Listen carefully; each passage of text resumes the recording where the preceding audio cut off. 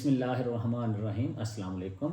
Homeopathy for home में आज हम चेहरे के कील, दाने, मुहासे या स्किन इश्यूज़ जो भी हों उनको डिस्कस कर रहे हैं। ये आमतौर पर यंग बच्चे बच्चियों में होते हैं और बहुत दफ़ा इस वजह से उनकी सारी ज़िंदगी डिस्टर्ब हो जाती है, क्योंकि शुरू में ही अभी जवानी आ रही होती है, ज़िंदगी इंजॉय करने की होती है, वो दवाइयों, मेडिसन्स, क्रीमों उन चक्करों में पड़ जाते हैं।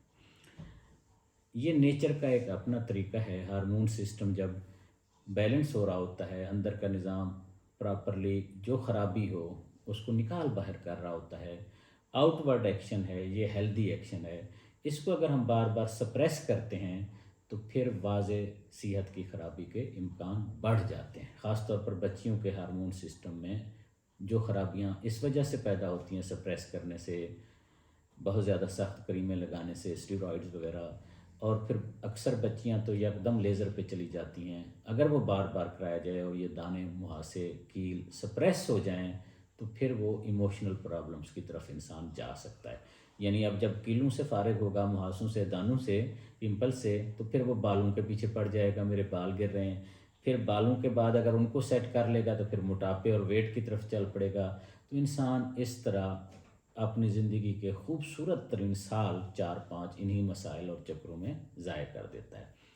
मैं सादा तरीन मेडिसिन बताता हूँ, उसकी इंडिकेशन भी बताता हूँ, किस पेशेंट में, किन मसाइल में वो दवाइयाँ इस्तेमाल हो सकती हैं, जिससे आप खुद अंदाज़ा करके दवाइयाँ इस्तेमाल करके अपने मसाइल हल कर सकते हैं, बशर्ते कि वो बहुत पुराने ना हों और बहुत ज़्यादा मेडिसिन इस्तेमाल ना की जा चुकी हों। अगर मेडिसिन बहुत ज़्यादा इस्तेमाल की जा चुकी होंगी तो फिर प्रॉपर ट्रीटमेंट कराने की ज़रूरत होगी, अपने इलाके और एतमाद के हीलर से मिल के केस डिस्कस करके। सबसे पहली दवा एंटीमोनियम क्रूडम है। एंटीमोनियम क्रूडम 30 सुबह, दोपहर, रात। अगर कील दाने सादा हैं, 10 कतरे सुबह, 10 कतरे दोपहर और 10 कतरे रात। अगर कील, मुहासे, दाने, पिंपल सादा हैं, जवानी के हैं, बहुत दवाइयाँ इस्तेमाल नहीं हुई, तो मोर देन 90% बच्चे बच्चियों के इसी एक दवाई से 10-12 दिन लेने से वंस फॉर ऑल ठीक हो जाते हैं। अक्सर औकात इसके पीछे मैदे की खराबी भी होती है, और उसकी निशानी क्या है?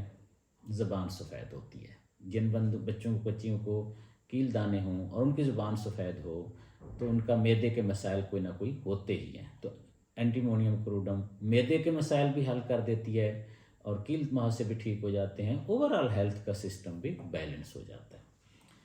दूसरी दवा ख़ास तौर पर बच्चियों के लिए है, लेकिन बच्चों के लिए भी, ऐसे बच्चों के लिए जो नरम नाजुक मिजाज के हों, यील्डिंग डिस्पोजिशन के हों, छोटी छोटी बात पे परेशान हो जाते हों, सैडनेस की फीलिंग होती हो, और फैटी आइटम्स उनको खाने का बहुत शौक़ हो, पराठा, घी वाली मुरगन ग़िज़ाएँ, उनका भी मैदा ही इन्वॉल्व होता है, या आजकल का जो फास्ट फूड है उसका बहुत ज़्यादा शौक़ हो, और प्यास ना लगती हो। प्यास नहीं लगेगी तो चेहरे पे फ्रेशनेस नहीं आएगी और मसाइल दिक्कत करेंगे। तो पल्सटेला लेने से, पल्सटेला 30 सुबह, दोपहर, रात, 15 दिन, 10 कतरे सुबह, 10 कतरे दोपहर, 10 कतरे रात।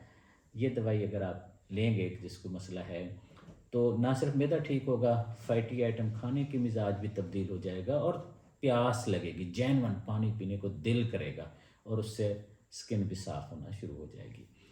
अहम बात यह है कि ये बच्चे बच्चियाँ चाहते ये हैं कि बस अभी अभी कोई दवाई मिले, कोई जादू मिले, गारंटी हो दूसरे दिन तीसरे दिन उनके दाने ठीक हो जाएं। ऐसा नहीं हो सकता, इसको समझने की ज़रूरत है। ये प्रोसेस, इलाज वक्त लेता है और नेचर की हेल्प करता है। जो सिस्टम नेचर के तरीके के साथ मसाइल को बाहर निकाल रहा हो, होम्योपैथिक दवाई से मसाइल, कील, दाने बढ़ सकते हैं वक्ती तौर पर, और जो ही ज़रा बढ़ते हैं तो ये परेशान हो जाते हैं। जब बढ़ रहे हों तो ये हेल्थ की इलामत है, निकल के ख़त्म हो रहे होते हैं, तो 2-4 दिन के अंदर ही वो बढ़ना भी कम होना शुरू हो जाता है। अगली दवा उन बच्चे बच्चियों की है, जवानों की है, जिनके दाने बहुत ख़ारिश करते हैं और उनमें जलन होती है। ख़ारिश और जलन वाले अगर दाने हों चेहरे पे तो उसकी दवा रेडियम है। रेडियम 30 सुबह और रात 10-12 दिन लेने से जलन भी ख़त्म हो जाएगी, दाने भी आहिस्ता आहिस्ता सही होना शुरू हो जाएंगे।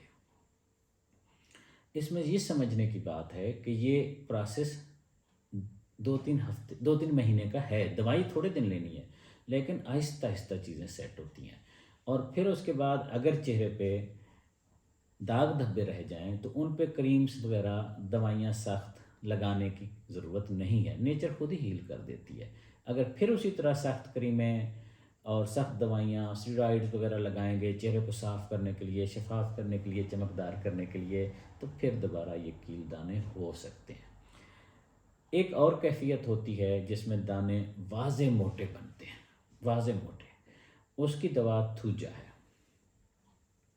تھوجا ہفتے میں صرف 1 دن لینی ہے، مثلاً کوئی دن مقرر کر لیا جائے، اتوار ہے، جمعرات ہے، جمعہ، جو بھی آپ کو سوٹ کرے، وہ صبح دوپہر رات تھوجا 200، صبح دوپہر رات، ہفتے میں 1 دن، اور اگلا ہفتہ پورا کوئی دوا نہیں لینی، دانے بڑھیں کم ہوں ان کو ہونے دینا ہے، پھر اگلے ہفتے تھوجا اسی طرح صبح دوپہر رات، پھر اسی طرح اگلے ہفتے، 4 ہفتے لینے سے یہ کیفیت بھی بیلنس ہو جاتی ہے، اور آہستہ آہستہ دانے کے جو داغ ہوتے ہیں، گڑھے ہوتے ہیں، خود بیلنس ہونا شروع ہو جاتے ہیں۔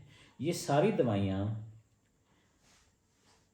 اس لحاظ سے مفید ہیں اگر کوئی پیچھے اور مسئلہ نہیں ہے، اور بہت زیادہ میڈیکیشن اگر مسائل کے ساتھ نہیں ہوئی۔